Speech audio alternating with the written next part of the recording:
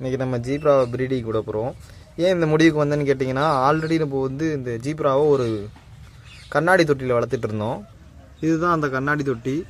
பார்த்திங்கன்னா எனக்கே தெரியாமல் இது வந்து முட்டை போட்டு குஞ்சு பொறிச்சு வச்சுருந்துருக்கு இந்த கண்ணாடி தொட்டிக்குள்ளே. நல்ல வேளை நான் தண்ணியை மாற்றலை. தண்ணியை மாற்றிருந்தேன் அப்படின்னா தண்ணியோடு சேர்ந்து இந்த மீன் முட்டையோடு சேர்ந்து இந்த குஞ்சும் போயிருக்கும்.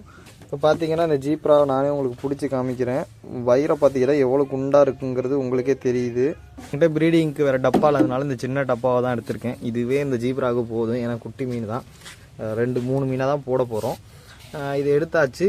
இதில் என்கிட்ட ஃபாக்ஸ் ஸ்டைல் இல்லை. அதுக்கு முன்னாடி இந்த தண்ணி எப்படி இருக்கணும் அப்படிங்கிறீங்கன்னா, ஒரு மினரல் வாட்டர் இருக்குது பார்த்தீங்களா, அதில் வந்து ஒரு அரை பங்கு நார்மல் தண்ணியை வந்து ஒரு அரை பங்கு நான் கலக்க போகிறேன். இதில் அரை பங்கு கலந்தாச்சு, போதும்.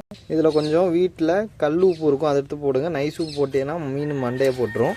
உப்பு மெடிசன் வந்து கொஞ்சம் 2 சொட்டு ஊற்றிக்கலாம். உங்கள்கிட்ட எந்த மெடிசன் இருந்தாலும் ஊற்றிக்கோங்க. 1 2. இந்த வாழையில எடுத்து லைனாக வரியாக போட்டு வச்சுருக்கேன். அதை எடுத்து உள்ள போட்டுக்கலாம்.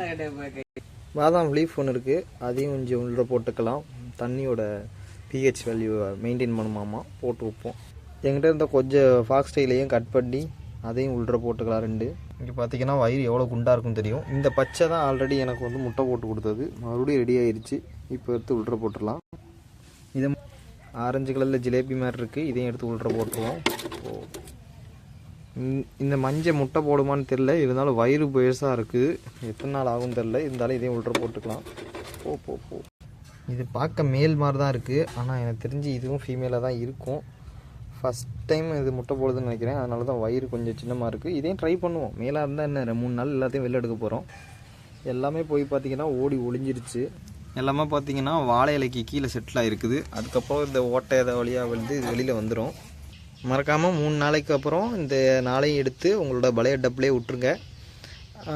அதுக்கப்புறம் 1 வாரம் வெயிட் பண்ணுங்கள். 1 வாரம் 2 வாரம் வெயிட் பண்ணுங்கள். கண்டிப்பாக முட்டையிலேருந்து குஞ்சு வெளியில் வரும். குஞ்சு வந்து பார்த்திங்கன்னா ரொம்ப சின்னமாக இருக்கும். லைட் அடித்து நீங்கள் பார்த்தீங்கன்னா உங்களுக்கு தெரியும். அடுத்த வீடியோவில் பார்ப்போம். நன்றி, வணக்கம்.